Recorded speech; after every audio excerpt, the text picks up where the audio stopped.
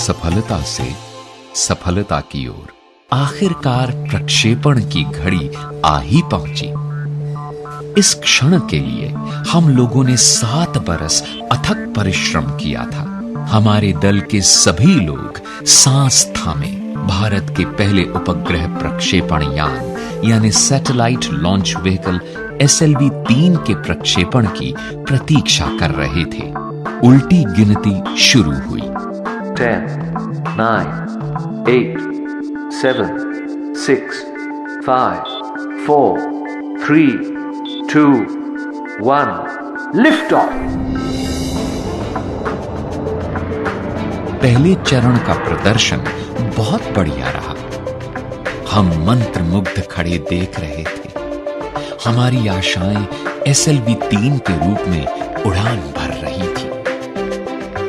अचानक जैसे सपना टूटा, दूसरा चरण नियंत्रण से बाहर हो गया और 317 सेकंड बाद उड़ान समाप्त करनी पड़ी।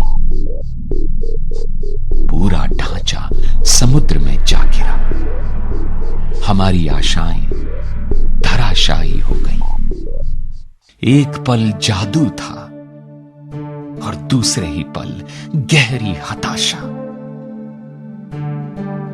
हम में से ज्यादातर के लिए यह घटना एक बड़ा सदमा थी। मैं क्रोध और हताशा से भर उठा।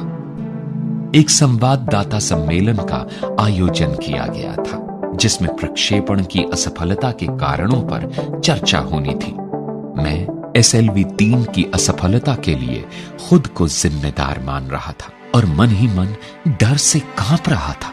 मैं जानता था कि संवाददाता सम्मेलन में मेरी और मेरे दल की खूब आलोचना होगी, लेकिन हमारे संगठन के अध्यक्ष प्रोफेसर सतीश धवन ने मुझसे माइक ले लिया और आत्मविश्वास के साथ सभी प्रश्नों के उत्तर दिए। उनके अविचलित रहने और विचारों की स्पष्टता से मैं सचमुच बहुत प्रभावित हुआ।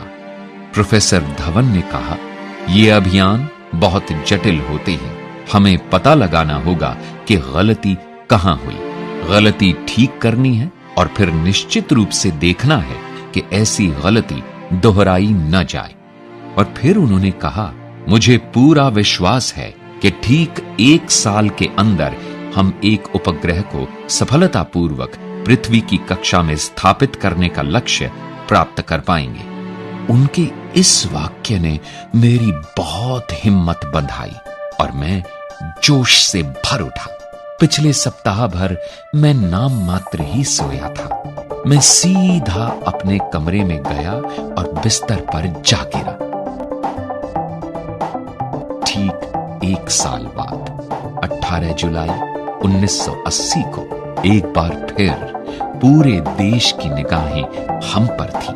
भारतीय अंतरिक्ष कार्यक्रम का भविष्य बदल देने वाले प्रक्षेपण की घड़ी आ पहुंची थी। तड़के ही SLV-3 ने उड़ान भरी। उपग्रह कक्षा में सफलतापूर्वक स्थापित हो चुका था और तब मैंने अपने जीवन के सबसे महत्वपूर्ण शब्द बोले। Mission director calling all stations. सभी चरण सफलतापूर्वक पूरे कर लिए गए हैं और उपग्रह रोहिणी अब अपने ग्रह पथ में है। चारों ओर से उल्लास भरी आवाजें उठने लगी। जब मैं इमारत से बाहर निकला तो मेरे सहकर्मियों ने मुझे कंधों पर उठा लिया और जुलूस बनाकर प्रक्षेपण स्थल की ओर ले चले।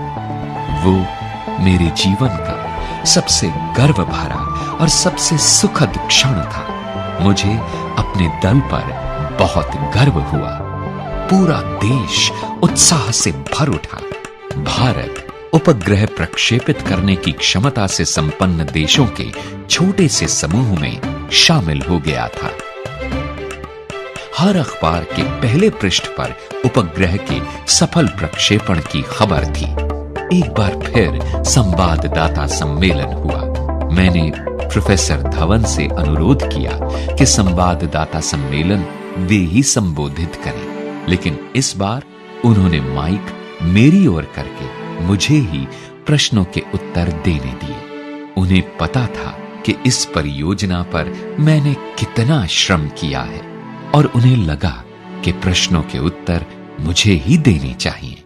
उस दिन मैंने सीखा कि दल का नेता अपने दल का मार्गदर्शन कैसे करता है। वो असफलता का दोष खुद लेकर सफलता का श्रेय अपने दल को देता है। मैंने मन ही मन सोचा कि काश किसी दिन मैं भी ऐसे ही अपने दल को प्रोत्साहित कर पाऊं।